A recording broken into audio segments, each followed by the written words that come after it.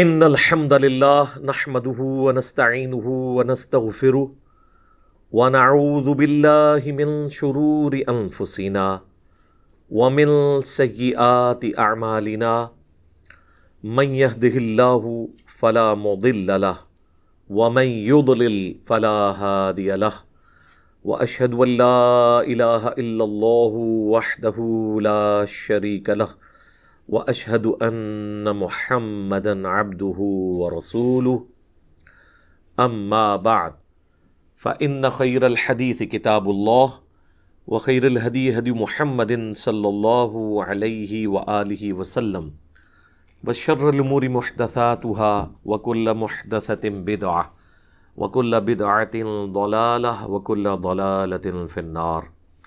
اعوذ باللہ السمیع العلیم من الشیطان الرجیم من ہمزہ ونفخہ ونفثہ بسم اللہ الرحمن الرحیم۔ رب اشرح لی صدری ویسر لی امری واحلل عقدۃ من لسانی یفقہوا قولی۔ بسم اللہ الرحمن الرحیم۔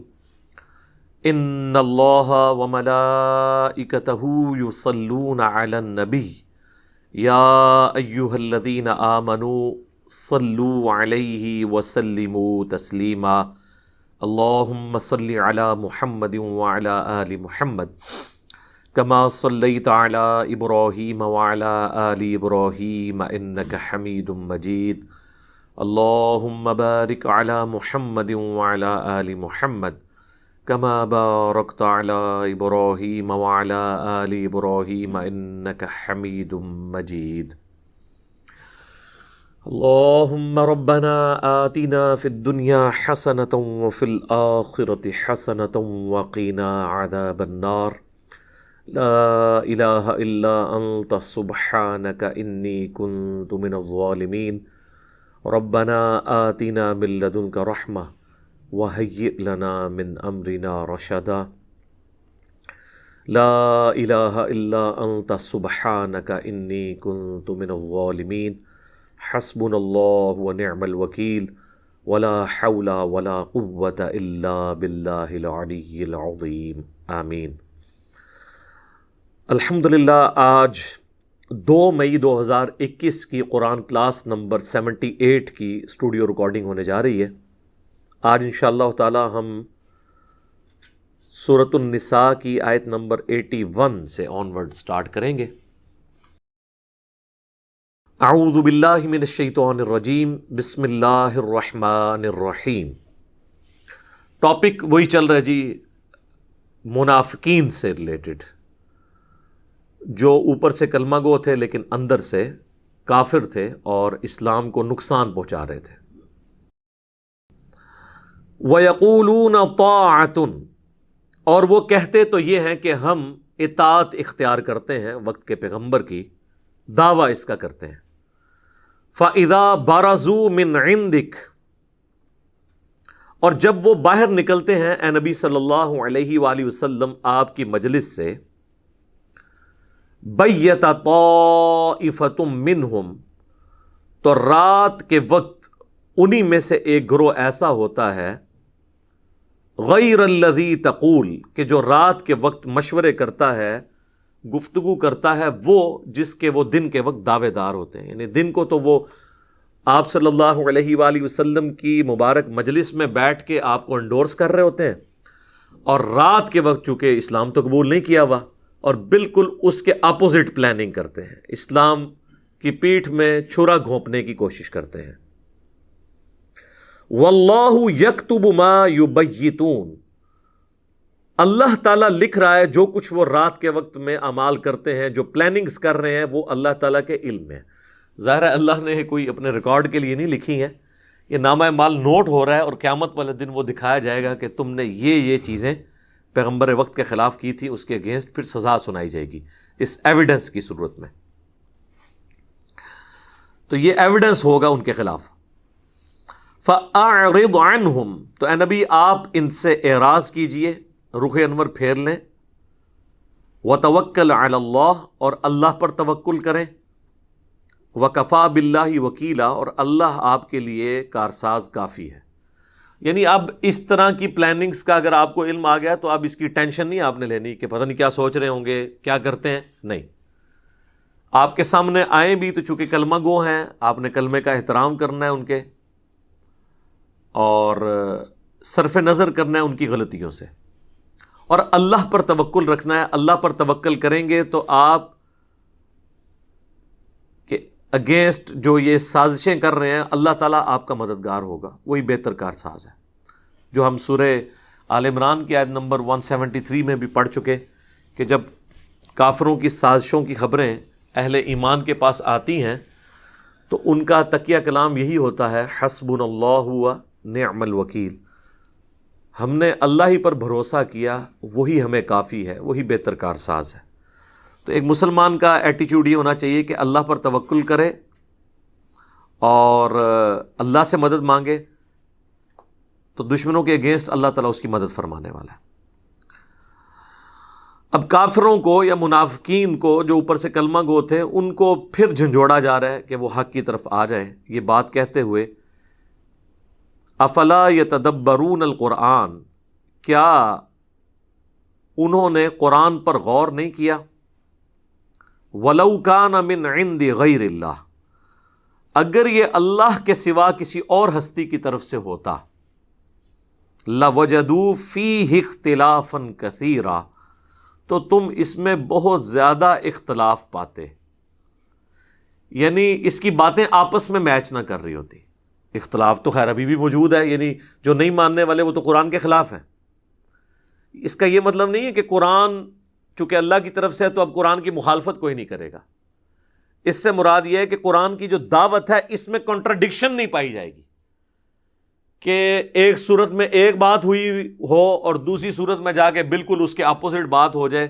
جس طرح ہم اپنے معاشرے میں ایک بات کرتے ہیں نا کہ اس بندے کا تو کوئی دین مان ہی نہیں ہے، کل تو یہ بات کر رہا تھا، آج یہ بات کر رہا ہے. انسان جب بھی کوئی کتاب لکھے گا نا تو اس سے کہیں نہ کہیں معاملہ مس ہینڈل ہو جائے گا. اور سب سے بڑی بات، جب حالات و واقعات ٹف آئیں گے تو وہ کمپرومائز کرنے کے لیے تیار ہو جائے گا. لیکن وقت کا پیغمبر یہ کمپرومائز اس لیے نہیں کرتا کہ اس کے پیچھے اللہ کھڑا ہے. حالات کتنے بھی برے ہوں، پیغمبر جو پہلے دن بات کر رہا ہوتا ہے وہی آخری دن بات کرتا ہے.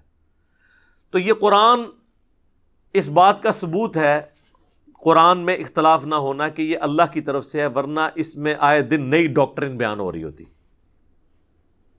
حتیٰ کہ آپ یہ دیکھیں کہ سورہ یونس کے اندر اللہ تعالیٰ نے کتنے سخت الفاظ میں ہمارے محبوب صلی اللہ علیہ وآلہ وسلم کو ڈائریکٹلی مخاطب کر کے آپ کے ذریعے آپ صلی اللہ علیہ وآلہ وسلم کے مخالفین تک بات پہنچائی ہے.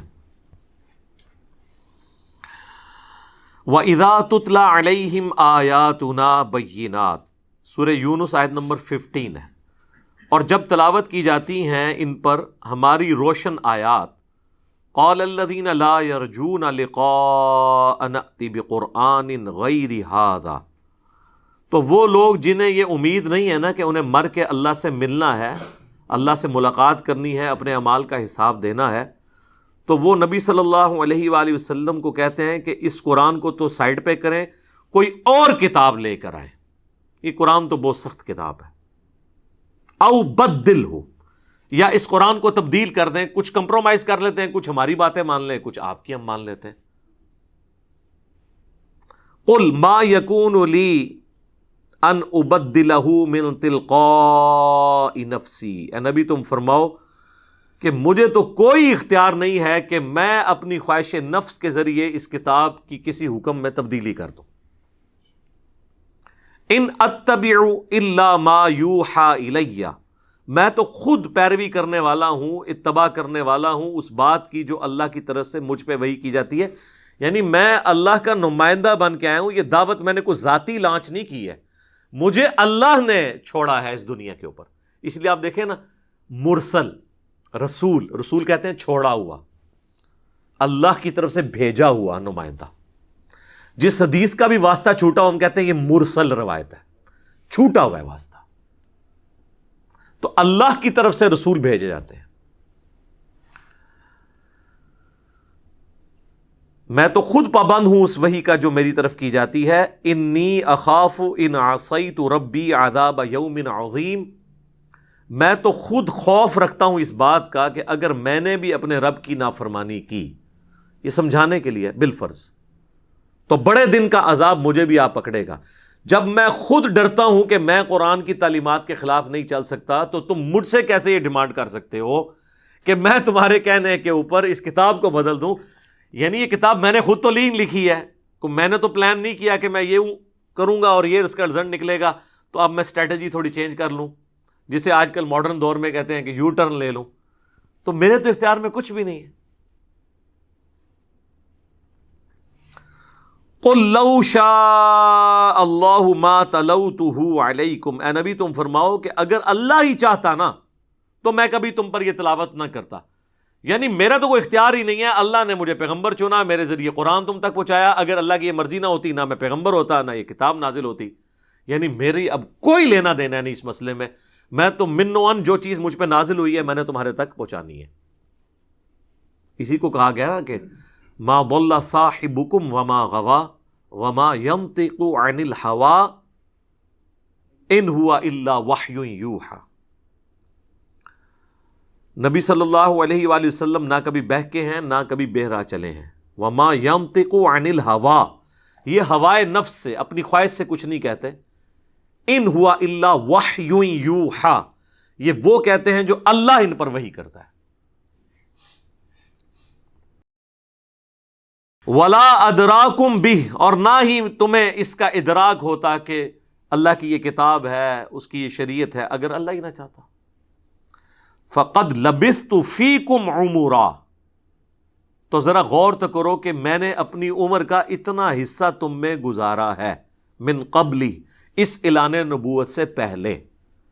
افلا تعقلون، کیا ابھی بھی تمہیں عقل نہیں آتی کہ میری 40 سالہ زندگی سچائی پر مبنی زندگی اس بات پر گواہ ہے، تم نے کبھی میرے اندر کوئی ایسی خواہش دیکھی کہ میں پلان کر رہا ہوں کہ مستقبل میں یہ جا کے کر دوں گا، یا میں نے کسی شاعر کی شاگردگی اختیار کی ہوتی، کسی فلاسفر کا میں اسٹوڈنٹ ہوتا اور میں پلاننگ کر رہا ہوتا کہ جب میری عمر 40 سال ہوگی تو میں بھی ایک کلام لکھ کے لوگوں کو بتاؤں گا، اور میں اتنی محنت سے اتنے سالوں سے ایک کلام تیار کر رہا تھا۔ میری زندگی تو ایک کھلی کتاب کی طرح تمہارے سامنے ہے، بھیڑ بکریاں میں چراتا تھا، اس کے بعد تجارت کرتا تھا، اچانک مجھے کیا ہو گیا چند دنوں کے اندر ہی۔ تو یہ میری عمر کا ایک حصہ جو تم میں گزرا ہے، یہ اس بات پر گواہی دے رہا ہے کہ یہ جو اتنا غیر معمولی کلام میرے پہ نازل ہوا ہے، یہ میں نے خود نہیں لکھا، یہ اللہ کی طرف سے مجھ پہ وحی کیا گیا۔ تو اب اگر یہ اللہ کی طرف سے وحی ہوا ہے تو پھر کیا ہے؟ فَمَنْ أَظْلَمُ مِمَّنِ افْتَرَىٰ عَلَى اللَّهِ كَذِبًا، تو اس سے بڑھ کر ظالم کون ہوگا جو اللہ پر جھوٹ باندھے؟ یعنی وہ پیغمبر نہیں ہے اور وہ دعوی پیغمبری کرے، تو سب سے بڑا گناہگار تو وہ ہوگا۔ یعنی نبی علیہ السلام اپنے بارے میں بات کر رہے ہیں کہ نعوذ باللہ اگر میں پیغمبر نہیں ہوں تو مجھ سے بڑا کوئی گناہگار نہیں ہے، لیکن ایسا نہیں ہے۔ تو دوسرا کیس ہے او کذب بآیاتی، تو اگر میں پیغمبر ہوں تو اس سے بڑا ظالم کوئی نہیں ہوگا کہ جو اللہ کی آیات کو جھٹلا دے، مجھے پیغمبر ماننے سے انکار کرتے۔ تو میں تو نہیں ہوں، تو سب سے بڑے ظالم تم ہو۔ انہ لا یفلح المجرمون، بے شک وہ اللہ فلاح نہیں دیتا ان لوگوں کو جو جرم کرنے پر تلے ہوئے ہیں، یعنی ان کو سچائی پتہ بھی چل گئی ہے تب بھی ہٹ درمی پہ ہیں، بات ماننے کے لیے تیار نہیں ہے۔ اب چونکہ وہ بات ماننے کے لیے تیار نہیں ہے تو اللہ تعالیٰ ان کو ہدایت نہیں دے گا، یہ تو بات طے ہے سیدھی سی۔ تو یہی بات ہو رہی ہے یہاں سورہ النساء کی آیت نمبر 82 میں کہ قرآن پر غور کرو، اگر یہ اللہ کے سوا کسی اور طرف سے ہوتا تو تم اس میں اختلاف کثیر پاتے۔ لہٰذا یہ اکثر جو علماء قرآن سے دور کرنے کے لیے کہتے ہیں نا کہ جی وہ قرآن کو کی تفسیر کے لیے، اسے سمجھنے کے لیے 15 علوم چاہیے، اور وہ 15 علوم انہیں خود بھی نہیں آتے ہوتے، بس صرف نام ہی وہ بیان کر رہے ہوتے ہیں۔ ان میں سے ایک علم تو میں وثوق سے کہتا ہوں انہیں نہیں آتا، وہ سائنس کا علم ہے، جو قرآن کی 1000 آیات کا کم از کم ریلیٹڈ ہے علم، اور جن لوگوں کی تفسیریں وہ ہمیں پڑھنے کے لیے کہہ رہے ہوتے ہیں ان کو بھی سائنس نہیں آتی۔ تو پھر یہ دعویٰ کیا کر رہے ہیں؟ قرآن کتاب نصیحت ہے، اور نصیحت ایک عام آدمی کو بھی سمجھ آئے گی، ایک پڑھے لکھے کو بھی سمجھ آئے گی۔ یہ ہدایت ہے انسانیت کے لیے. باقی اس کی تفصیلات میں آپ جتنا مرضی جائیں. یعنی اگر اللہ تعالیٰ کہتا ہے کہ زمین و آسمان پر غور و تفکر کرو کہ ہم نے انہیں پیدا کیا، اچھا اب اس کے غور و تفکر میں تو آپ پوری اسٹرانومی آ جائے گی، لیکن ایک عام آدمی کے لیے ہی کافی ہے کہ جب وہ زمین و آسمان کو دیکھتا ہے، ان قدرتوں کو، تو کہتا ہے کہ اس کو کسی نے بنایا ہے، اور وہ اس سے امپریس ہو جاتا ہے، بس اس نے ہدایت حاصل کر لی. اور ایک بندہ پوری زندگی اسٹرانومی کی فیلڈ میں رہتا ہے لیکن خدا کا تعارف اس سے نہیں ہوتا، تو اس کا وہ علم بھی اسے کوئی نفع مند نہیں ہے. ایک بندہ پوری زندگی نماز میں ایاک نعبد و ایاک نستعین پڑھتا رہتا ہے، لیکن نماز ختم ہوتے ہی دعا کرنا شروع کرتا ہے، تو کبھی کسی بابے کو پکارتا ہے، کبھی کسی بزرگ کو پکارتا ہے، تو وہ ایاک نعبد و ایاک نستعین کی تفسیر سے اس نے کچھ بھی حاصل نہیں کیا. یہ ہو نہیں سکتا کہ قرآن کے پہلے صفحے پر اللہ کہہ رہا ہے کہ دعا صرف مجھ سے مانگنی ہے. اب اگر یہ اللہ کے سوا اور کسی ہستی کی طرف سے ہوتا تو ہو سکتا ہے آگے جا کے کوئی غلطی ہوتی، کوئی بابا بھی آ جاتا بیچ میں. قرآن میں آلموسٹ 40+ دعائیں ہیں جو انبیاء کی، اللہ کے نیک بندوں کی رپورٹ ہوئی ہیں، وہ سب کی سب دعائیں ربنا کے ساتھ ہیں، اللہم کے ساتھ ہیں. کوئی بابا نہیں ہے اس میں، کوئی بزرگ نہیں ہے. یعنی پہلے صفحے پہ اگر یہ بات ہوئی ہے نا کہ اللہ سے دعا مانگنی ہے، پورا قرآن اس کے اوپر شاہد ہے کہ اللہ سے ہی مانگنی ہے. اور پھر بھی کسی کو یقین نہ آئے تو سورہ نمل کی آیت نمبر 62 تو بالکل کھول کے فلسفہ بیان کرتی ہے. امن یجیب المضطر اذا دعاہ، بھلا بتاؤ تو کون ہے جو اضطراب میں گھرے ہوئی فریاد کرنے والے شخص کی فریاد کو سنتا ہے. وَيَكْشِفُ السُّوءَ، اور اس سے اس کی تکلیف دور کر دیتا ہے. وَيَجْعَلُكُمْ خُلَفَاءَ الْأَرْضِ، اور تمہیں خلیفہ کرتا ہے اگلوں کا اس زمین پر. یعنی تمہارے ماں باپ کے مرنے کے بعد تم، تمہارے مرنے کے بعد ان کی اولاد، ان کے مرنے کے بعد ان کی اولاد، یوں قیامت تک ایک اللہ ہی زندہ ہے، باقی سب مرتے جا رہے ہیں، اور اللہ اپنی زمین کا وارث نسل در نسل لوگوں کو کرتا جا رہا ہے. یہ اللہ نے اپنی شناخت کی ہے کہ ہے کوئی بابا اس طرح کا جسے موت نہ آئے اور وہ وارث کرتا چلا جائے. تو ساتھ پھر اللہ نے کہا اِلَٰهٌ مَّعَ اللَّهِ، کیا اللہ کے ساتھ اور الہ بھی ہے جو یہ کام کر سکے کہ فریاد رس کی تکلیف کو دور کر سکے. قلیلا ما تذکرون، بہت کم ہی تم نصیحت حاصل کرتے ہو. تو قرآن میں جو پہلے صفحے پہ بات ہوئی ہے آخری صفحے تک یہی بات چل رہی ہے. قرآن میں اختلاف نہیں ہے. تو یہ کہنا کہ قرآن کی آیات بظاہر ٹکراتی ہیں، وہ آپ کو ٹکراتی بھی نظر آ رہی ہوتی ہیں. اہل علم اور جو پڑھتے ہیں ان کے ہاں کوئی بھی چیز ٹکرا نہیں رہی ہوتی. وہ تو دنیا میں کہیں بھی آپ دو سٹیٹمنٹس لیں بظاہر آپ کو ٹکراتی نظر آئیں گی، لیکن جب دونوں کو بیک وقت دیکھیں گے تو اسے انگریزی میں کہا جاتا ہے آپٹیمل سولوشن، تو آپ کو نکل آئے گا. مثلاً اگر میں کہتا ہوں کہ ڈاک خانے میں صبح 9 سے لے کے 5 بجے تک بل جمع ہوتے ہیں اور آپ 1 مئی کو پہنچ گئے ہیں، تو 1 مئی والے دن جو ہے وہ چھٹی کا بھی دن نہیں ہے، سنڈے والا دن بھی نہیں ہے جو عام چھٹی ہوتی ہے، اور وہاں پہ ڈاک خانہ بند ہے، تو آپ یہ کہیں گے کہ جی میری سٹیٹمنٹ غلط نکلی ہے؟ نہیں، میری سٹیٹمنٹ تھی ادر دین سنڈے اور کوئی بھی گزٹڈ چھٹی کے. تو یہ دونوں باتیں بیک وقت اپنی جگہ درست ہیں. بعض اوقات ایک بات کا ذکر کیا جاتا ہے ایک جگہ پہ، بعض اوقات دوسری جگہ کے اوپر، دونوں کو جمع کر کے بات ایک ہی نکلتی ہے. اس کی ایک واضح مثال آپ دیکھیں، جو میری ایک ویڈیو بھی اس کے اوپر ریکارڈ ہوئی، کیا یہودی اور عیسائی بھی جنت میں جائیں گے؟ وہ سورۃ البقرہ کی آیت نمبر 62 ہے، جو سورۃ الانعام میں بھی آئی، ایک دوسری فارم میں سورہ الحج کے اندر بھی آئی، کہ جو بھی یہودی ہیں، عیسائی ہیں یا سابی ہیں، ستارہ پرست نہیں، سابی ایک دین ابراہیمی کی بگڑی ہوئی شکل تھی، چاہے مسلمان ہیں، جو کوئی بھی اللہ اور یوم آخرت پر ایمان لے آئے تو قیامت والے دن نہ اسے خوف ہوگا نہ غم. تو اس آیت کو لوگوں نے مس یوز کیا کہ جی اس سے تو پتہ چلا ایمان بالرسالت ضروری نہیں ہے، کیونکہ یہاں تو آیا ہے کہ یہودی عیسائی بھی ہو اگر اللہ اور آخرت کو مان لے تو قیامت والے دن کامیاب ہو جائے گا. اور وہ یہ لے کے پھر آیت جو ہے نا وہ عجیب و غریب قسم کا پروپیگنڈا کرتے ہیں. تو ہم ان کو بتاتے ہیں کہ میرے بھائی یہ بات بالکل اپنی جگہ درست ہے، لیکن قرآن کو پوری ڈاکٹرن میں، فلسفے میں سمجھنا ہے. یہ بات جہاں سے آپ سورہ بقرہ کی آیت نمبر 62 کوٹ کر رہے ہیں، یہ بات جہاں سے تمہیدن سٹارٹ ہوئی تھی، وہ سٹارٹ ہی اس سے ہوئی تھی کہ اے یہودیو، سب سے پہلے تم کافر نہ بنو اس کتاب کے. تمہاری کتابوں میں تو پیغمبر آخر الزمان کی پروفیسیز موجود تھیں صلی اللہ علیہ وآلہ وسلم، قرآن کا ذکر تھا، سب سے پہلے تم ہی کافر بن گئے.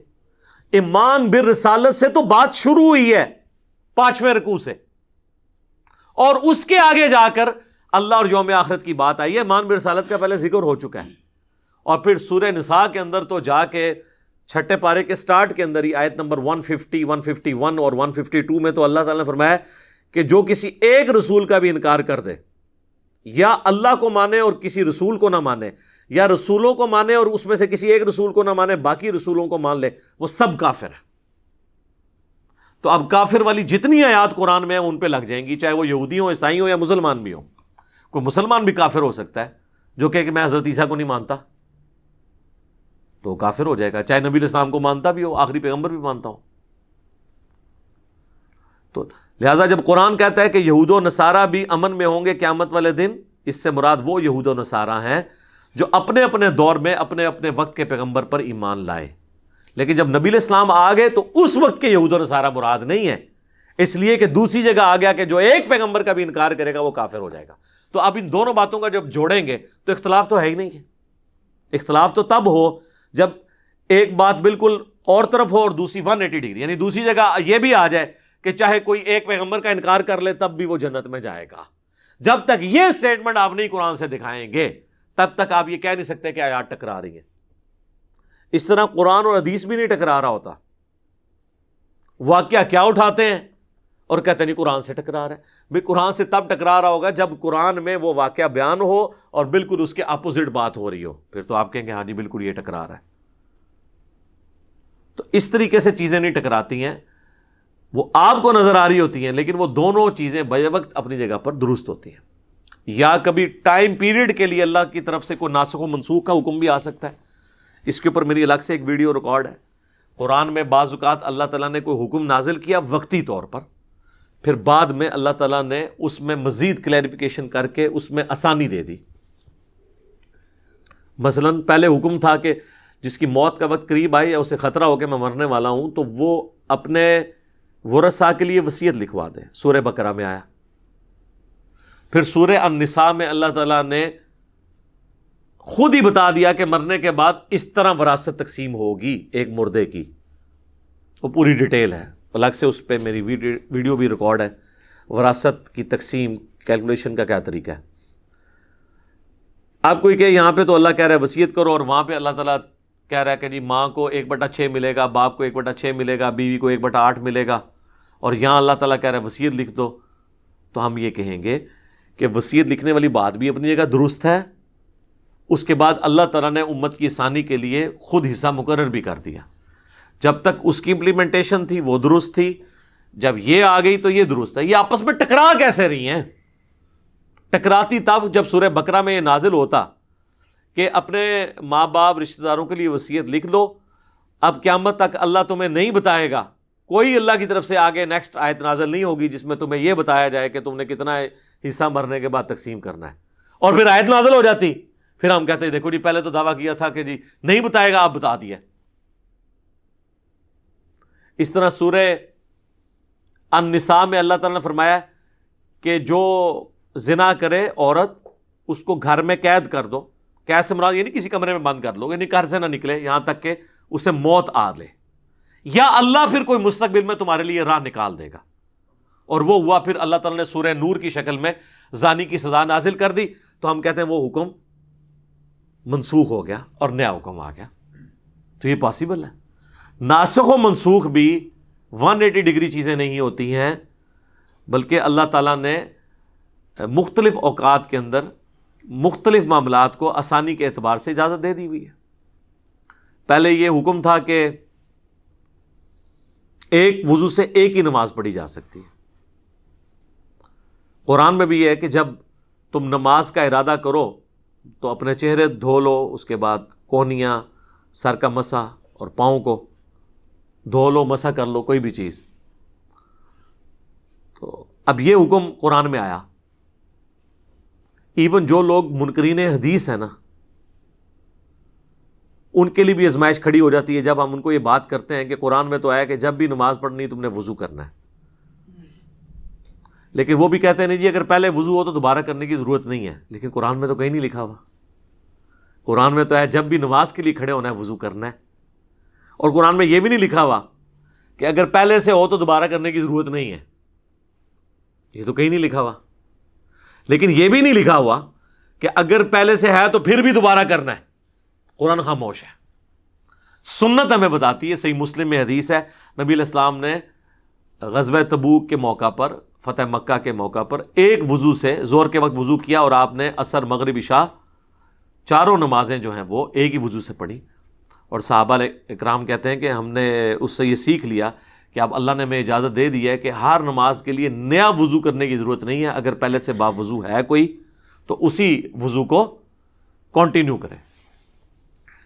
لیکن قرآن میں ایسی کوئی بات نہ اس کی مخالفت میں ہے نہ اس کے حق میں ہے، لیکن اس کے اوپر لکیر نہیں پیٹی جا سکتی کہ یہ اختلاف ہو گیا. اختلاف نہیں ہوا، ایک چیز میں آسانی مزید دے دی گئی. اختلاف تو تب ہوتا کہ حکم یہ آتا کہ بغیر وضو کے بھی نماز پڑھ لو، اور بعد میں آتا اور اس میں ساتھ یہ لکھا ہوتا کہ آئندہ کبھی بھی وضو کا حکم نازل نہیں ہوگا، اور پھر وضو کا حکم نازل ہو جاتا، پھر 180 ڈگری ہوتا. لیکن ایسا نہیں ہے. خالی اتنا بھی ہوتا نا کہ بغیر وضو کے بھی نماز پڑھ لو، اور بعد میں اللہ کہتا نہیں وضو کر لو، پھر بھی ہم اسے ٹکراتا ہوا نہ مانتے ہیں. ہم کہتے ہیں اس وقت تک اجازت تھی، اب نہیں ہے. ٹکرانا تب ہے کہ پہلے یہ حکم آتا کہ بغیر وضو کے نماز پڑھو، اور اب قیامت تک کے لیے حکم ہے، اس میں کوئی تبدیلی نہیں ہوگی، اور پھر ایک آیت نازل ہوتی کہ نہیں وہ حکم منسوخ ہو گیا، تو پھر اللہ تعالیٰ کی بات اپنی وائلیٹ ہو جاتی کہ جی قیامت تک تبدیلی نہیں ہونی تھی تو اب کیوں ہو گئی ہے. تو پہلے کوئی ایسی بات نہیں. تو یہ ناسخ و منسوخ کے اوپر الگ سے میری ایک ویڈیو ریکارڈ موجود ہے، وہ آپ دیکھ سکتے ہیں. قرآن میں ناسخ و منسوخ کا مسئلہ، اور سورۃ البقرہ میں ایک آیت بھی اس حوالے سے اللہ تعالیٰ نے نازل فرمائی ہے، وہ بھی اس میں کراس ریفرنس کے طور پہ میں بیان کر دیتا ہوں تاکہ آپ کو کلیئر ہو جائے. آیت نمبر 106 ہے سورۃ البقرہ کی. ما ننسخ من آیت او ننسیہا، ہم کوئی آیت بھی منسوخ نہیں کرتے اور نہ آپ کو بھلاتے ہیں. نأتی بخیر منہا او مثلہا، مگر یہ کہ ہم اس سے بہتر آیت لے آئیں گے یا اس کے برابر. اور ریزن بتا دی، الم تعلم ان اللہ علی کل شیء قدیر، کیا تم نہیں جانتے کہ بے شک اللہ تعالیٰ ہر چیز پر قدرت رکھتا ہے. یعنی یہ اللہ کی قدرت ہے، وہ چاہے تو احکامات وقتی طور پر کچھ اور کرے اور پھر بعد میں اس میں آسانی دے دے، یا مزید اس میں سختی کر دے. یہ بھی پاسبل ہے کہ سختی ہو جائے، اور یہ بھی پاسبل ہے کہ معاملات میں آسانی ہو جائے. سختی ہوگی نا، پہلے نکاح متع کی اجازت تھی، ایک آسانی تھی، بعد میں اللہ نے وہ آسانی چھین لی اور اب کہا کہ نکاح متع جو ہے وہ بین ہو گیا، اب جس نے کرنا ہے وہ پرماننٹ نکاح کرے گا. تو یہ آسانی اللہ نے پھر اٹھا لی قیامت تک کے لیے. وہ مسلم شریف میں حدیث ہے اب قیامت تک کے لیے اب یہ حرام ہو چکا ہے. اس پہ بھی الگ سے میری ویڈیو آپ دیکھ سکتے ہیں. تو میں نے اس پہ کافی سیر اصل گفتگو کر دی ہے کہ قرآن اگر اللہ کے سوا کسی اور ہستی کی طرف سے ہوتا تو تم اس میں اختلاف کثیر پاتے. اس کا مطلب کیا ہے کہ اس کی ڈاکٹرن بدلتی ہے. پہلے دن کوئی اور ہدف ہوتا اور بعد میں کوئی اور ہدف بن جاتا.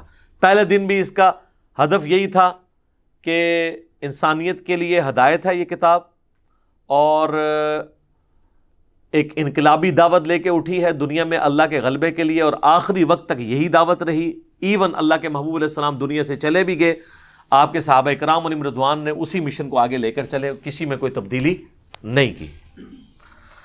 وَإِذَا جَاءَهُمْ أَمْرٌ مِّنَ الْأَمْنِ أَوِ الْخَوْفِ،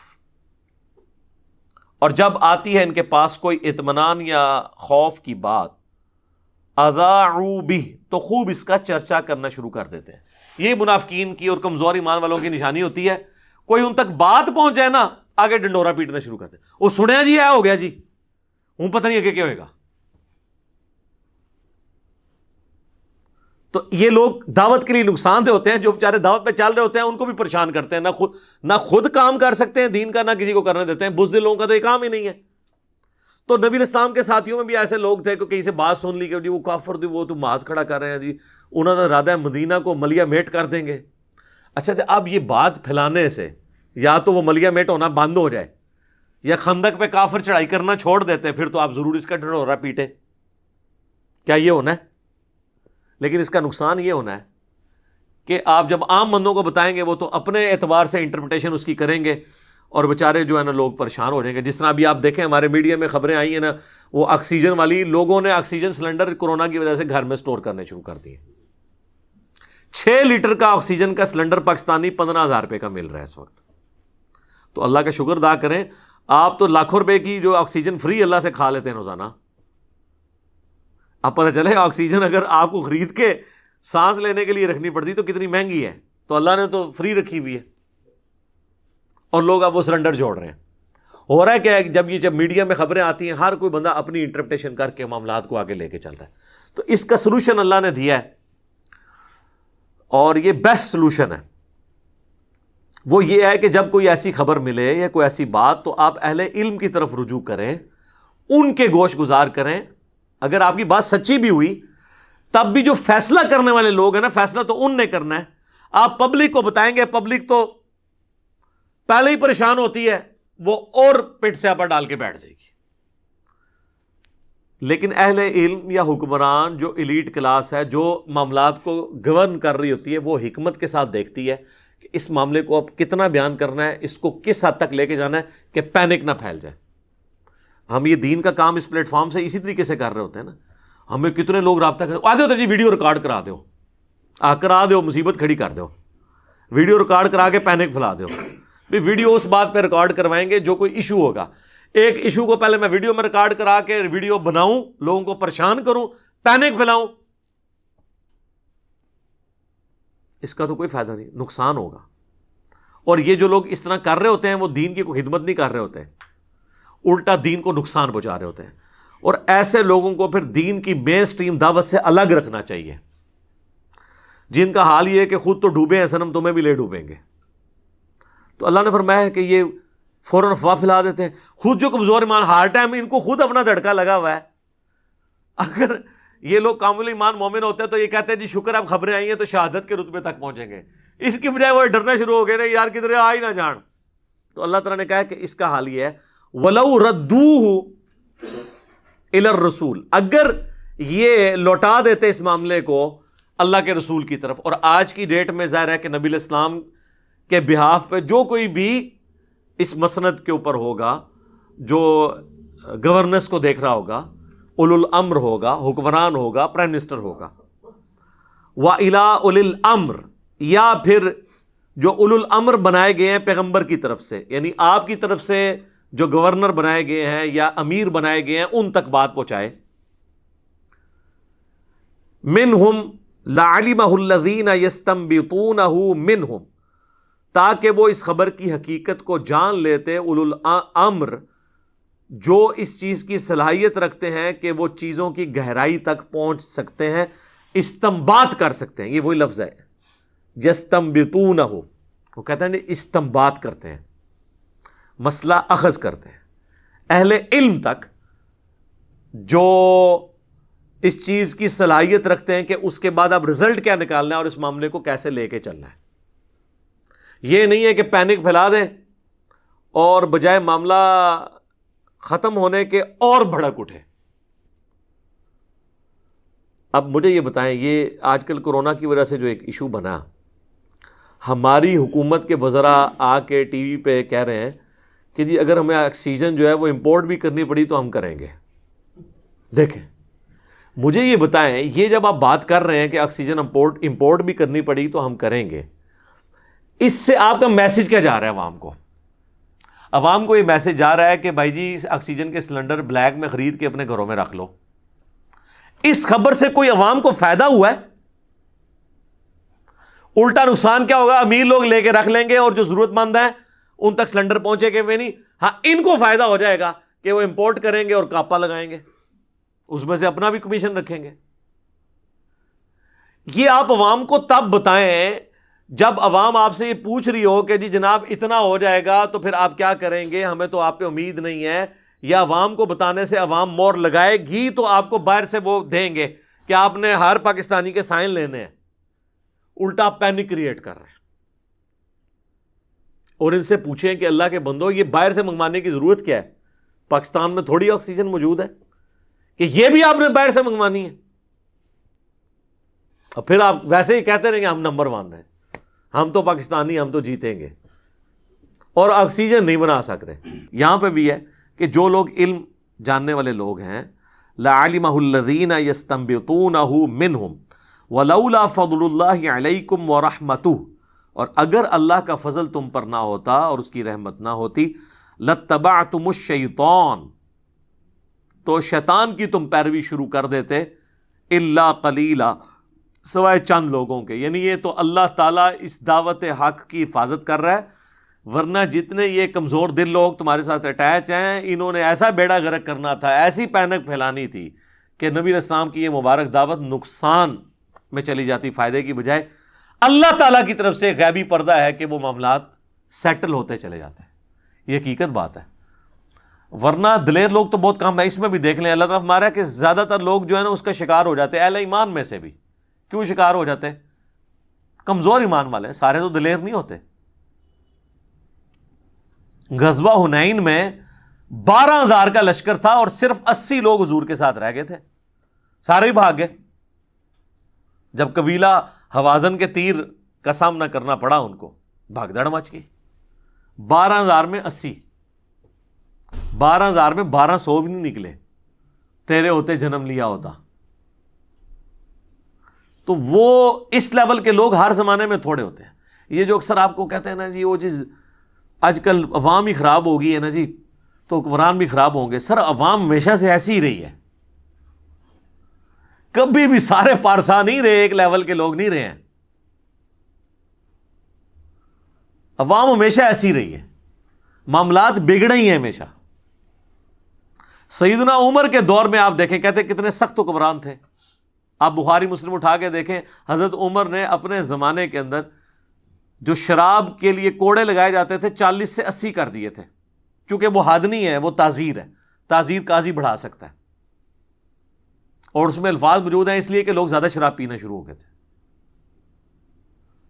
بھئی حضرت عمر کا دور تھا تو لوگ کام ہو جاتے ہیں. ہمیں تو یہاں یہ بتا رہے ہوں گے حضرت عمر کے دور میں سارے مسجد میں ہی بیٹھے ہوتے ہوں گے، تسبیحیں ہر بندے کے ہاتھ میں ہوتی ہوں گی. بخاری مسلم کے الفاظ ہیں کہ لوگ زیادہ شرابیے ہو گئے تو حضرت عمر نے سزا بڑھا دی. تو اگر مبارک دور تھا تو شرابیے بڑھ کیوں گئے؟ یہ کون سا مبارک دور ہوا؟ ہر وقت کمزور ایمان والے لوگ ہر زمانے میں موجود رہتے ہیں. آپ دیکھیں اس زمانے میں جو لوگ شراب پی رہے ہیں اور آج جو لوگ شراب نہیں پی رہے، تو اگر ہم جان کی امان پائیں تو عرض کریں کہ آج کے لوگ اس زمانے کے ان لوگوں سے تو بہتر ہیں کہ جو شراب پیتے تھے. تو آپ کہیں گے دیکھو جی تو صحابہ تابعین سے بہتر کہہ رہے ہیں. تو جائے پھر سر کسی گورے کی عدالت میں جا کے پھر فیصلہ کرا لیں، جو جوڈیشری کے قوانین کو سامنے رکھ کے فیصلہ کرے. جڑے تھے پیڑے اور لاہور بھی پیڑے. برائی برائی ہے، چاہے اس زمانے میں ہو چاہے اس زمانے میں. لیکن اگر مجھ سے پوچھے نا، اس زمانے میں جو برائی ہے وہ بڑی برائی ہے، کیونکہ اس وقت اچھائی کا غلبہ تھا. نبی علیہ السلام کا مبارک دور قریب تھا. آپ کے تربیت یافتہ لوگ، ڈائریکٹ تربیت یافتہ لوگ کثرت میں موجود تھے. آج جو ہماری مسجدوں پہ علماء ہمیں دین سکھانے کے لیے بیٹھے ہیں وہ تو اللہ ماشاءاللہ فراڈی ہیں. اس وقت کم از کم یہ سارے فراڈیے تو نہیں تھے نا، اچھے لوگ بھی تو موجود تھے نا. تو یہ فرق ہے. فقاتل فی سبیل اللہ، تو اے نبی قتال کرو اللہ کی راہ میں. لا تکلف الا نفسک، آپ کو آپ کی جان کے سوا آپ کوئی اکاؤنٹیبل نہیں ہے، کوئی آپ مکلف نہیں ہے، آپ اپنی جان کے مکلف ہیں. دیکھیں یار، حضور کو بھی کہا جا رہا ہے کہ آپ سے یہ نہیں پوچھا جائے گا کہ آپ کے ساتھی آپ کے ساتھ مل کے قتال کیوں نہیں کر رہے. آپ اللہ کے پیغمبر ہیں نا، آپ حق پہ ڈٹے رہیں. آپ کے ساتھی آپ کے ساتھ چلتے ہیں چلیں، نہیں چلتے نہ چلیں. وَحَرِّضِ الْمُؤْمِنِينَ، آپ صرف یہ کرتے رہیں کہ اہل ایمان کو ابھارتے رہیں کہ وہ دین پر چلتے رہیں. ٹیم لیڈر کے لیول کا ایمان ساروں کا نہیں ہوتا. ٹیم لیڈر کا کام یہ ہے کہ وہ خود ڈٹا رہے، اپنے ساتھیوں کو چلاتا رہے. تو اس کے ساتھ پھر ایک آپ سمجھ لیں ایسی جماعت ساتھ دینے کے لیے تیار ہو جائے گی جو کمیٹڈ لوگ ہوں گے. سارے تو کبھی بھی کمیٹڈ نہیں ہوں گے. سارے ابو بکر عمر عثمان و علی نہیں باندھ سکتے. یہ تو کہانی ختم، یہ ہو ہی نہیں سکتا. عسى اللہ ان یکف بأس الذین کفروا، عجب نہیں ہے، قریب ہے کہ اللہ تعالی روک دے ان لوگوں کا کفر جو کر رہے ہیں، جو آپ کے خلاف سازشیں کر رہے ہیں. تو اللہ تعالیٰ خود آپ کا پشت پناہ بنے، آپ کو جانثار ساتھی دے دے. آپ نے ٹینشن نہیں لینی. واللہ اشد بأسا واشد تنکیلا، اللہ کی گرفت بھی بہت سخت ہے اور وہ سزا دینے میں بھی بہت سخت ہے۔ اللہم اجرنا من النار، اللہم حاسبنی حسابا یسیرا، آمین۔ من یشفع شفاعتا حسنہ، جو کوئی بھی شفاعت کرے اچھے کام کی، یکن لہ نصیب منہا، تو اس کا حصہ بھی اس میں ہوگا۔ یعنی بتایا جا رہا ہے کہ سفارش کرنا کسی کی ایک بری بات نہیں ہے اگر وہ اچھائی کے لیے سفارش ہو رہی ہو۔ قرآن جس سفارش کو کنڈیم کرتا ہے وہ یہ ہے کہ ایک بندہ برا ہے اور آپ ناجائز اس کی پش پناہی کریں۔ اگر ایک بندہ اچھا ہے اور آپ اس کی سفارش کہیں کر سکتے ہیں کہ اس کے ساتھ زیادتی ہوئی ہے، میں اسے ذاتی طور پہ جانتا ہوں، یہ میرے پاس پروف ہے، تو آپ اس کے لیے سفارش کریں۔ یہ بری سفارش نہیں ہے، بلکہ اس سے اگر کوئی فائدہ ہوا تو اس کا ثواب آپ کو بھی ملے گا۔ وَمَن يَشْفَعْ شَفَاعَةً سَيِّئَةً، اور جو کوئی برے کام کی سفارش کرے گا، کسی برائی کو پروموٹ کرے گا، ایک بندہ برا ہے اور آپ پردہ ڈال رہے ہیں اس کے اوپر، اس حوالے سے کوئی بندہ کہتا ہے جی میں نے فلاں شخص کے ساتھ جو ہے وہ اپنی بچی کا رشتہ کرنا ہے، اور آپ اپنی بچی کا رشتہ تو اس کے ساتھ کرنے کے لیے تیار نہ ہو اور اس کے ساتھ آپ اس کے اوپر پردہ ڈال رہے ہیں اور اس کی آپ غلط سفارش کر دیں کہ یہ بندہ ٹھیک ہے، تو آپ تو خیانت کر رہے ہیں نا۔ تو نہ آپ اس طرح کی خیانت کر سکتے ہیں، نہ کسی کو برائی کے معاملے میں اس کی جھوٹی وکالت کر کے آپ کسی کے لیے مسئلہ خراب کر سکتے ہیں، بلکہ اچھائی کے لیے سفارش کریں، واقعی کو اچھا ہو تو اس کے لیے آپ کو بھی ثواب ہوگا، اور اگر آپ برائی کے لیے شفاعت کریں گے تو یکن لہ کفل منہا، تو اس کا بوجھ آپ بھی پھر اٹھانا پڑے گا۔ جو بخاری مسلم دونوں میں حدیث ہے کہ جس نے اچھائی کی طرف رہنمائی کی تو جتنے لوگ اس پہ چلیں گے اس کا ثواب بھی اس کو ملے گا، اور اس کے اپنے ثواب میں کمی نہیں ہوگی جو اچھائی پہ چل رہا ہوگا۔ اور جس نے برائی کی طرف رہنمائی کی تو جتنے لوگ اس پہ چلیں گے ان سب کو اپنا وبال تو ہو گئی، لیکن ان سب کا اکٹھا کر کے اس کو بھی ہوگا جس نے وہ کام شروع کیا۔ جس طرح کہ بخاری مسلم میں حدیث ہے کہ جب بھی کوئی ابن آدم میں قتل ہوتا ہے تو ہر قتل کے بدلے قابیل کو بھی سزا ملتی ہے، جو بانی ہے، جس نے اپنے بھائی حابیل کو قتل کیا تھا۔ وَكَانَ اللَّهُ عَلَى كُلِّ شَيْءٍ مُقِيتًا، اور اللہ تعالیٰ ہر چیز پر قدرت رکھنے والا ہے۔ اب ایک اور اسلامک ٹریڈیشن کی چیز آ رہی ہے کہ جب ایک دوسرے سے ملاقات کرنی ہے تو کیسے ہوگی۔ وَإِذَا حُيِّيتُمْ بِتَحِيَّةٍ، جب کوئی تمہیں سلام کرے کسی بھی الفاظ کے ساتھ، فَحَيُّوا بِأَحْسَنَ مِنْهَا أَوْ رُدُّوهَا، تو تم اس کا جواب بھی بہترین انداز میں دو، اس سے بہتر انداز میں، یا کم از کم اس کے برابر دو۔ یعنی اگر آپ کو کوئی کہتا ہے السلام علیکم تو کم از کم جواب آپ کا ہوگا وعلیکم السلام، لیکن بہتر ہے کہ آپ کہیں وعلیکم السلام ورحمۃ اللہ۔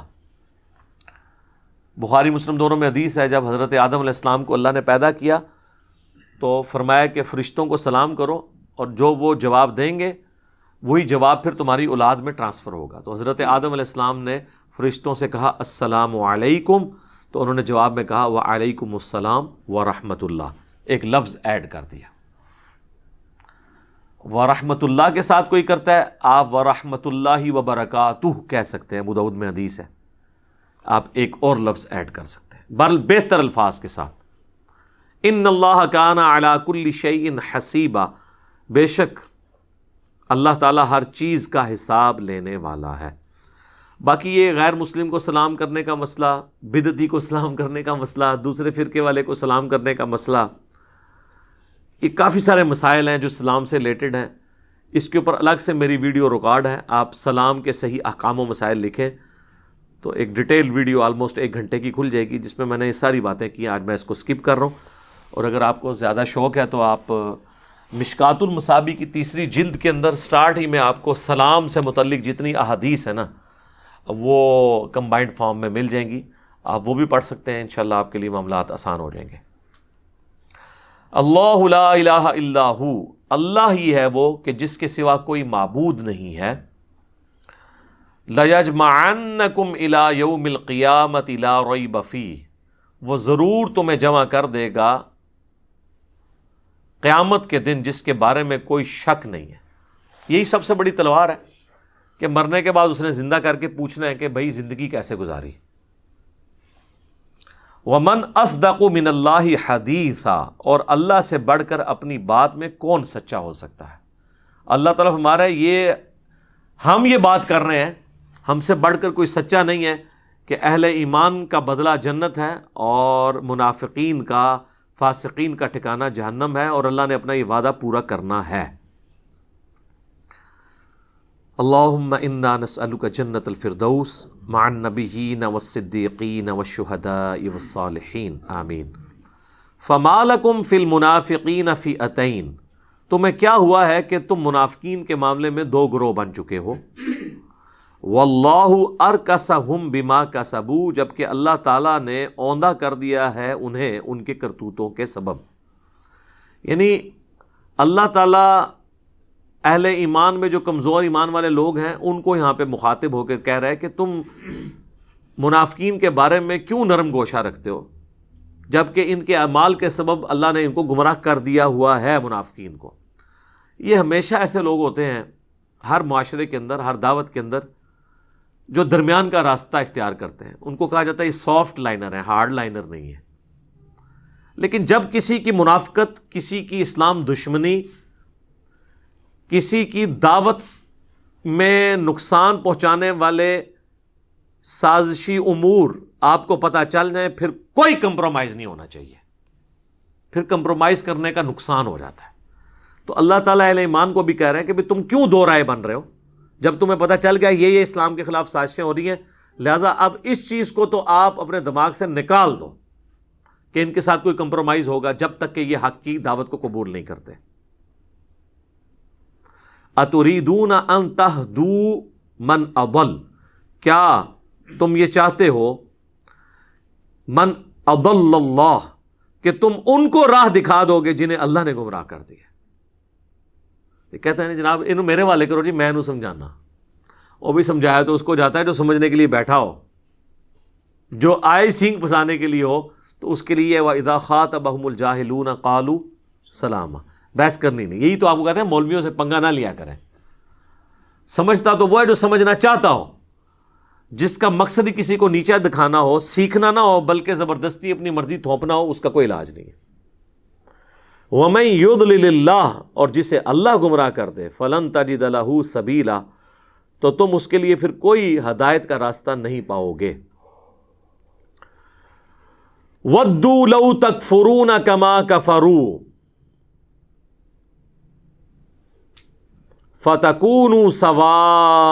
فَتَكُونُونَ سَوَاءً، وہ دوست رکھتے ہیں اگر تم بھی کفر کرنے لگو جیسے انہوں نے کفر کیا، تاکہ سب یکساں ہو جائیں. یعنی منافقین اس وقت تک تم سے راضی نہیں ہوں گے جب تک کہ تم بھی ان کے والی روش اختیار نہ کر لو، پھر تو وہ تم سے راضی ہو جائیں گے. ادروائز تم بھی ہارڈ لائنر رہو گے تو وہ قبول نہیں کریں گے، کبھی بھی نہیں کریں گے. وہ اس لیے قبول کر لیں گے کہ وہ پھر نمایاں نہیں ہوں گے نا. جب سارے ہی بزدلی کی باتیں کریں گے تو جو بزدل طبقہ ہے وہ تو خوش ہوگا، اور جو بزدلی کی طرف لوگوں کو بلا رہے ہوں گے وہ ان کے ساتھ دوستی کاٹ لیں گے. لیکن جو کہیں گے نہیں جی ہم نے بزدلی نہیں دکھانی، ہماری جان جاتی ہے تو جائے، ہم نے سچائی کے لیے کھڑا ہونا ہے، تو مجھے پتہ ہے منافقین ان کے ساتھ کیوں کھڑے ہوں گے، ان کی تو ایمان کا، وہ اپنے دنیا کا خطرہ اس کے ساتھ جڑا ہوا ہے. فَلَا تَتَّخِذُوا مِنْهُمْ أَوْلِيَاءَ، تو پس ان میں سے کسی کو اپنا دوست مت بناؤ. حَتَّى يُهَاجِرُوا فِي سَبِيلِ اللَّهِ، یہاں تک کہ اللہ کی راہ میں وہ ہجرت نہ کر لیں. ہجرت فرض ہو گئی تھی اس وقت، کیونکہ مدینہ شریف میں سب کو اکٹھا کر کے ایک دعوت لانچ ہونی تھی. اس کے لیے ضروری تھا کہ جو سکیٹرڈ مین پاور ہے وہ بھی ایک جگہ جمع ہو جائے.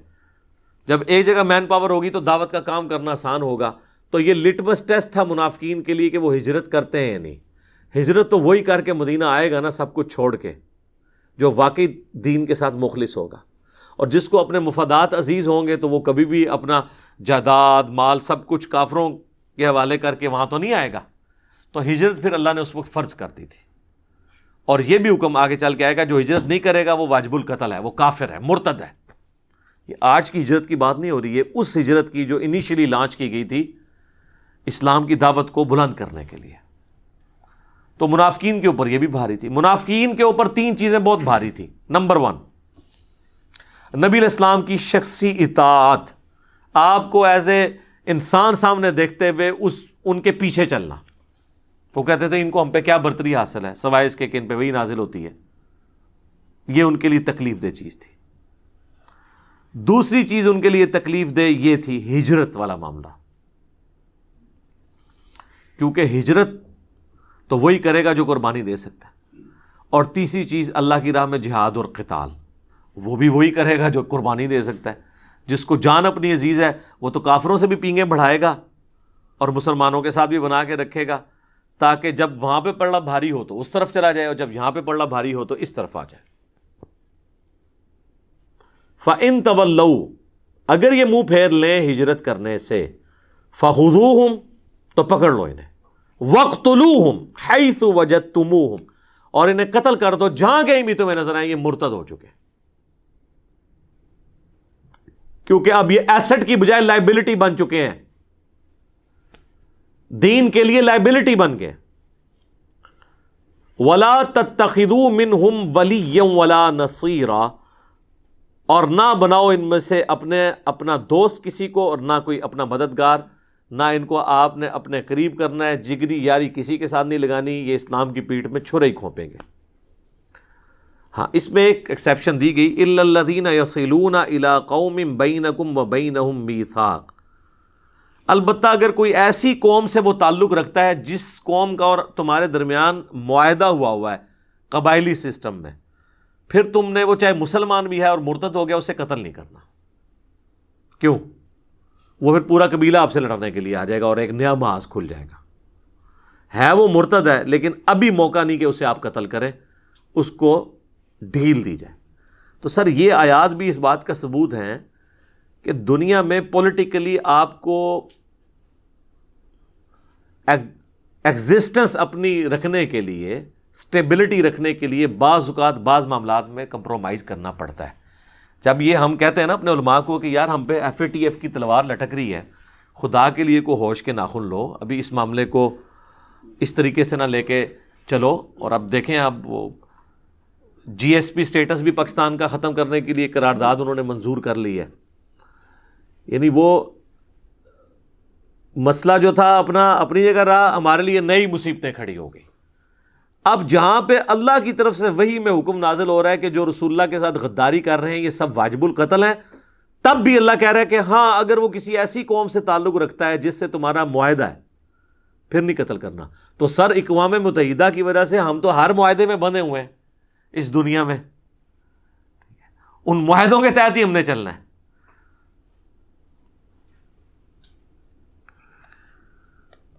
إِلَّا الَّذِينَ يَصِلُونَ إِلَىٰ قَوْمٍ بَيْنَكُمْ وَبَيْنَهُمْ مِيثَاقٌ، سوائے اس قوم کے یا اس قبیلے کے جس کے ساتھ تمہارا میثاق ہو، اس کا معاملہ الگ ہے۔ أَوْ جَاءُوكُمْ حَصِرَتْ صُدُورُهُمْ، یا وہ آئے ہوں تمہارے پاس اس حال میں کہ تنگ ہو چکے ہیں ان کے سینے، أَن يُقَاتِلُوكُمْ أَوْ يُقَاتِلُوا قَوْمَهُمْ، اس بات سے کہ وہ تم سے قتال کریں یا اپنی قوم سے۔ یعنی ایسے بھی کمزور ایمان والے لوگ، ان کو بھی تم نے قتل نہیں کرنا، کہ جو ہجرت تو نہیں کر رہے لیکن وہ کہتے ہیں کہ نہ جی ہم آپ کے خلاف لڑیں گے وعدہ، اور نہ آپ کے ساتھ مل کے ہم اپنی قوم کے خلاف لڑ سکتے ہیں۔ اس کی یعنی نمائندہ مثال ہمارے حکمران ہیں، جو نہ ہماری رعایا کی بات مان سکتے ہیں، نہ ان کی بات ٹال سکتے ہیں، نہ کافروں کی بات مان سکتے ہیں، نہ ان کی ٹال سکتے ہیں۔ تو اللہ تعالیٰ فرمایا اگر ایسے بھی کوئی لوگ ہیں نا، ان سے بھی صرف نظر کرو۔ وَلَوْ شَاءَ اللَّهُ لَسَلَّطَهُمْ عَلَيْكُمْ، اور اگر اللہ تعالیٰ چاہتا تو مسلط کر دیتا انہیں تم پر۔ فَلَقَاتِلُوكُمْ، تو وہ ضرور تم سے، فَلَقَاتَلُوكُمْ، وہ ضرور تم سے لڑتے۔ یعنی اللہ تعالیٰ ہمارا ہے کہ اس پہ بھی شکر کرو کہ یہ اس پہ آمادہ ہو گئے ہیں کہ نہ تم سے لڑیں گے نہ تمہارے مخالفین سے، نیوٹرل ہو گئے تو یہ بھی تمہاری کامیابی ہے، اور یہ بھی اللہ کی غیبی تائید ہے، ادروائز یہ تمہارے دشمن بھی کے طور پہ بھی ہو سکتے تھے، لہٰذا یہ نیا معاذ یہ والا بھی نہ کھولو، صرف نظر کرو۔ فَإِنِ اعْتَزَلُوكُمْ فَلَمْ يُقَاتِلُوكُمْ، اگر وہ کنارہ کشی اختیار کر لیں تو تم بھی ان سے جنگ نہ کرو۔ وَأَلْقَوْا إِلَيْكُمُ السَّلَمَ، پس وہ کنارہ کریں تم سے اور نہ جنگ کریں تمہارے ساتھ، اور بھیجیں تمہاری طرف صلح کا پیغام۔ فَمَا جَعَلَ اللَّهُ لَكُمْ عَلَيْهِمْ سَبِيلًا، تو پھر اللہ تعالیٰ کی طرف سے اجازت نہیں ہے کہ تم ان کے ساتھ کوئی جنگ کرو۔ یعنی اگر کوئی قبیلہ یہ کہتا ہے کہ نہ تو ہم آپ کے ساتھ لڑیں گے نہ آپ کے مخالفین کا ساتھ دیں گے، ہم اسلام بھی قبول نہیں کریں گے لیکن آپ کی مخالفت نہیں کریں گے، تو ان کے ساتھ بھی آپ نے کوئی جنگ نہیں کرنا۔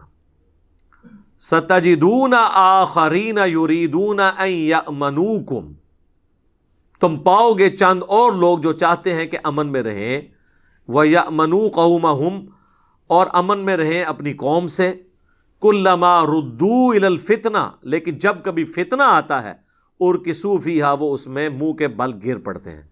یعنی ایسے نیوٹرل لوگ بھی ہوں گے جو دعویٰ تو یہ کرتے ہیں کہ نہ ہم آپ کا ساتھ دیں گے نہ آپ کے مخالفین کا، لیکن ہوتا ہے کہ جب بھی مخالفین آپ کے خلاف سازش کرتے ہیں وہ اس سازش کا حصہ بن جاتے ہیں، تو یعنی وہ اپنے عہد کو توڑ دیتے ہیں۔ تو ایسے لوگوں کے ساتھ پھر کوئی رعایت نہیں ہوگی، ان کو آپ نہیں چھوڑیں گے۔ فَإِن لَّمْ يَعْتَزِلُوكُمْ، سو اس میں سے اگر نہ کنارہ کریں وہ تم سے، وَيُلْقُوا إِلَيْكُمُ السَّلَمَ، یا نہ بھیجیں تمہاری طرف صلح کا پیغام، وَيَكُفُّوا أَيْدِيَهُمْ، اور نہ وہ اپنے ہاتھوں کو روکیں تمہاری دشمنی سے، فَخُذُوهُمْ، تو ایسوں کو پھر تم پکڑ لو، وَاقْتُلُوهُمْ، اور انہیں قتل کرو، حَيْثُ ثَقِفْتُمُوهُمْ، جہاں کہیں بھی تم انہیں پاؤ، وَأُولَئِكُمْ جَعَلْنَا لَكُمْ عَلَيْهِمْ سُلْطَانًا مُبِينًا، اور یہی لوگ ہیں کہ اللہ تعالیٰ نے تمہیں کھلا اختیار دے دیا ہے ان کے معاملے میں، جو ان کے ساتھ سلوک کرنا ہے کرو، ان لوگوں کے ساتھ جو عہد شکنی کرتے ہیں۔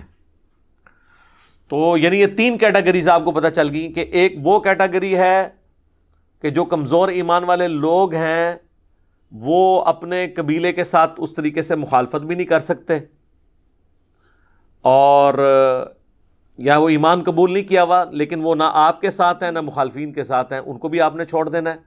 دوسرے وہ ہیں کہ ہے تو مسلمان ہیں، ہجرت کا حکم ہوا ہے لیکن ہجرت نہیں کی، اب وہ واجب القتل ہو چکے ہیں، لیکن اس قوم کے ساتھ آپ کا معاہدہ ہے، وہ اگرچہ کافر قوم ہے لیکن اس سے معاہدہ ہوا ہوا ہے، اور اس معاہدے کا نقصان یہ ہوگا کہ جب آپ ان کی قوم میں اس مسلمان کو قتل کریں گے تو وہ اس مسلمان کے قتل کو اپنا قتل سمجھیں گے اور وہ اس کی طرف سے لڑ پڑیں گے، نئے محاذ کھل جائے گا، تو ان کے ساتھ بھی آپ نے جنگ نہیں کرنی۔